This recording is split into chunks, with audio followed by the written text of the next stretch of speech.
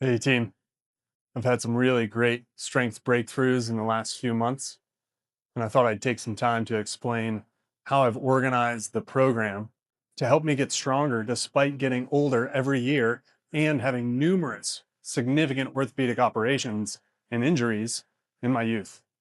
This first video here is me many years ago, many pounds heavier, on a lot more asthma medication at the time, doing an overhead carry of what felt like my absolute limit. It was 330 pounds. And at the time, I had no idea if or when I would ever get something that good again.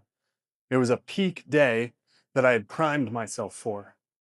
Now, here I am just a couple weeks ago on an average day when this exercise cropped up for me, still the overhead carry, except this time I did 360 pounds. I weigh much less. I'm many years older, and I've done hardly any carries leading up to this point. While I was doing it, I was aware that there was even more in the tank and that 400 is on the horizon. Now, of significance here, I have had cervical disc herniations in the past from having heavy weights overhead. I've had numerous shoulder injuries in my youth that will sometimes crop up when I put heavy weights overhead. But having a more stable, steadier foundation through my rib cage and torso, through my hips and lower body, allow me to organize my neck that much better. And so my posture naturally changes on a subconscious level instead of me having to be hyper focused on my position. Now, there's a few factors that go into this. The first factor I learned from James Fitzgerald, founder of Optimum Performance Training, now known as OPEX, and he learned it from his mentor, Charles Poliquin. The concept is a functional strength balance. How good are you at various exercises, and what is the ratio between those exercises? When you as a human start to get too far out of balance with that ratio, your posture starts to adjust. And as your posture adjusts, it starts to expose certain joints to more strain, other joints to less strain. And as a result, the more strained joints start to become symptomatic, eventually leading to irritation, pain, and injury. And so by keeping an eye on how good you are at various exercises, you can ensure that your posture stays in a natural, subconsciously balanced position instead of having to obsess over where your hips are, where your spine is, where your neck and shoulder is. And so when I look at my overhead carry compared to this here, which is a belly carry, and compared to other exercises like a belly sitting to kneeling or a belly squatting to standing, I can see that I'm relatively much better at the overhead carry. Now, if I'm relatively much better at it, I should do it much less often. I should do the ones I'm relatively weaker at much more frequently in order to help them improve. And when those exercises improve, it builds the foundation for me to do the thing that I'm already relatively better at. And I've found this to be the case for myself and clients throughout the decade. Now, that functional strength balance is also associated with an energetic balance. Energetic balance means how good am I at heavier weights for fewer repetitions relatively to moderate weights at slightly more repetitions relative to lighter weights at many, many repetitions. And so some exercises that I'm weaker at, if I dive in and I look at the energetic balance, I might need to develop the lower weight, higher repetition in order to get better at it. And in other exercises, I need the reverse of that. And so for me, being relatively not as capable at the belly carry compared to the overhead carry, what I find is that I can go much farther at a moderate weight than I can at a ratio of a heavier weight for a shorter distance. That means when belly carries come up, I do them heavier for shorter distances in order to push that progress forward. But on things like a belly squatting to standing or a belly sitting to kneeling, I'm relatively much better at heavier weights and lower reps than I am at the reverse of that. And so for those, I need to do lighter weights for more reps in order to advance my progress.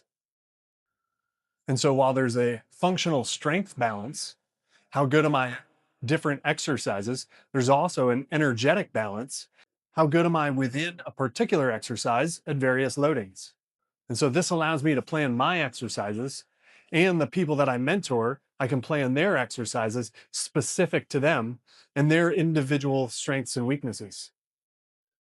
And in the long run, when we do this, postures naturally improve. Subconsciously, their body just organizes in a healthier, more sustainable way. So acute injuries happen way less frequently. And should something happen, disappears much quicker than they have in the past for those individuals. Now, this final concept is something that I've observed in my professional practice over the last decade and a half of observing these functional strength and energetic balances.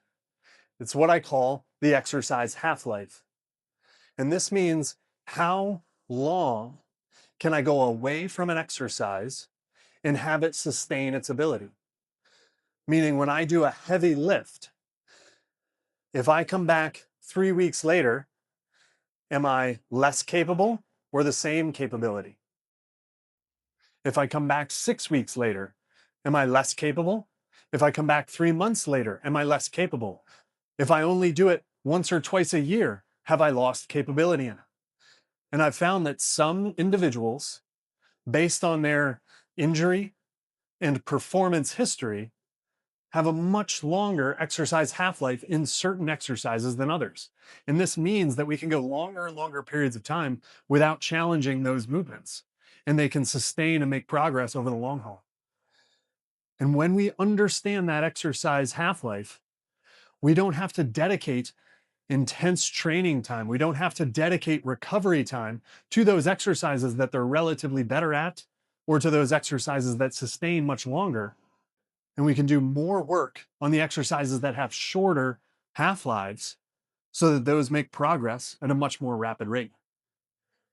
And so when we organize this hierarchy of functional strength balance, of energetic balance within the exercise, and of exercise half-life, how often I can do it and sustain my output, this allows us to really individualize and potentiate people's exercise plans so that they get maximum impact for the time that they're putting into it.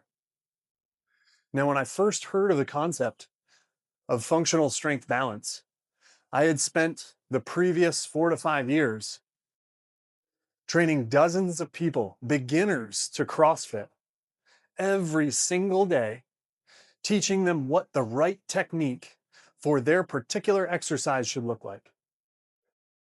And so I was hawkish, observing their technique, offering cues, improving what it looked like to me so that they could stay safe. That was what I had learned.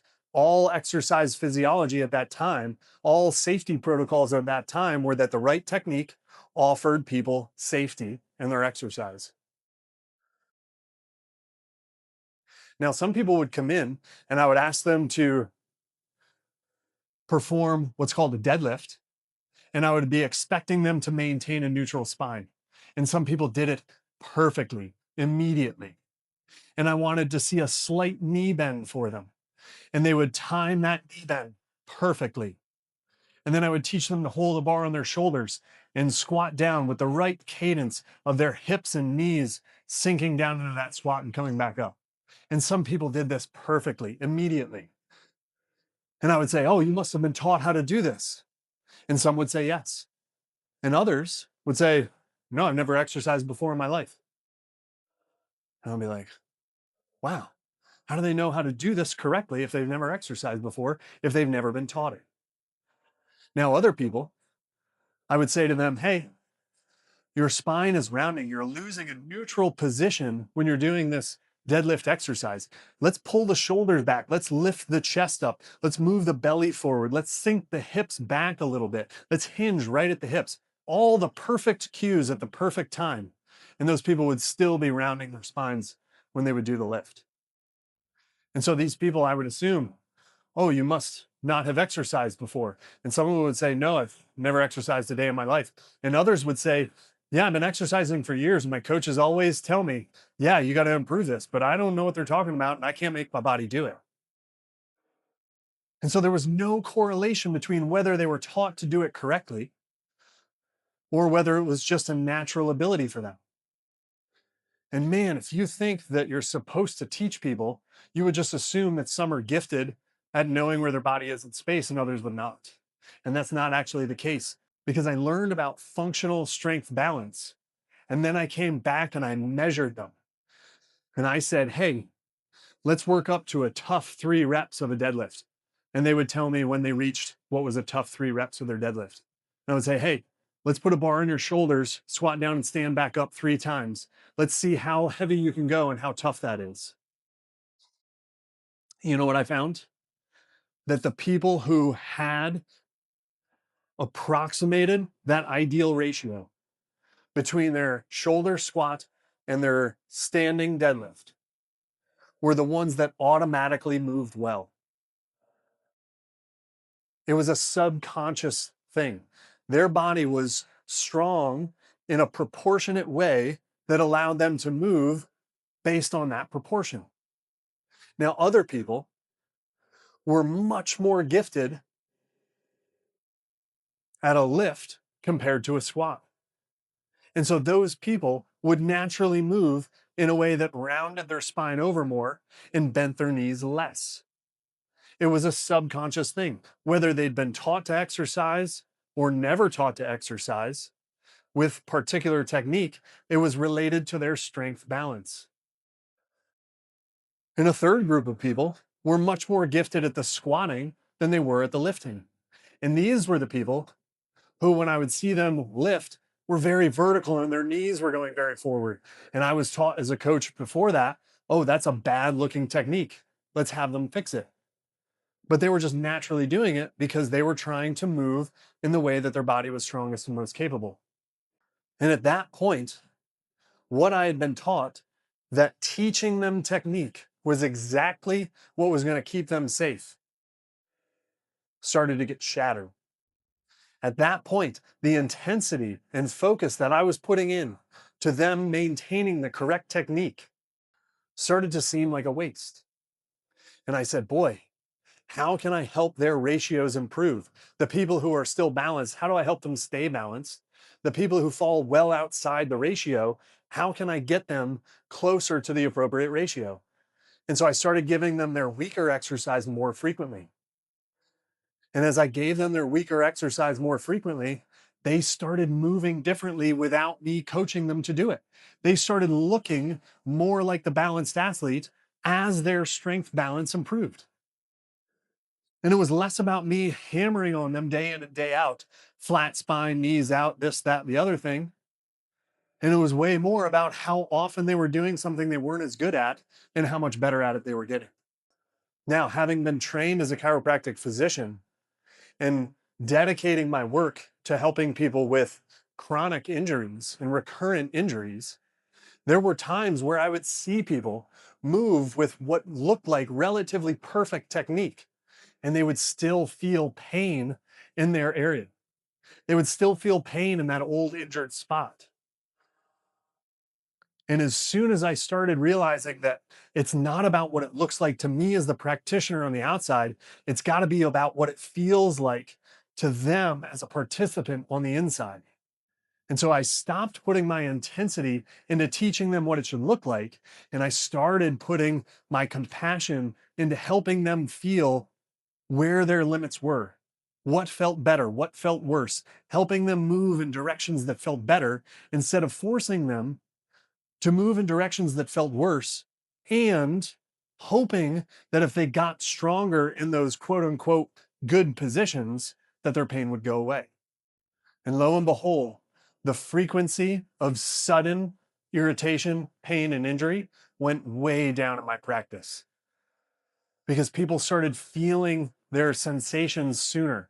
They started moving in directions that felt better and creating functional and energetic balance in the directions that felt better instead of making it look right to me as the coach with a God complex of saying, I know what it's supposed to look like, now do this. And so my eyes as a coach back then were ripped open. Boy, it's not about what it looks like. It's about how it feels to them and how capable they are subconsciously at all these different movements.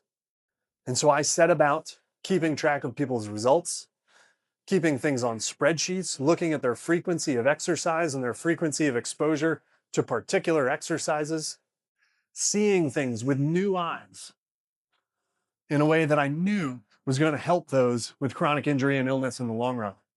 But at the time, I couldn't translate that into an easy system because it required so much data tracking for the coach. It required so much data tracking and prescription and computer work that the people who were coaches, the people who were best about connecting to people in their tough times, about encouraging people at their low times, about inspiring people to break through and reach a new level. I didn't want to teach them how to sit on a computer for 3 hours at the end of their exercise sessions, crunch numbers, and make the plans for the people for the next day. And that's why I built the Stay Active Method Hero Path. It is a process that takes all of that number crunching for the coach and puts it in the background. And it puts in the foreground the hero's path. It puts in the foreground that heroes need to learn what their limits are and step forward each day addressing those limits appropriately. It puts in the foreground the fact that heroes need mentors, and those mentors are able to be there step by step, helping them learn that process.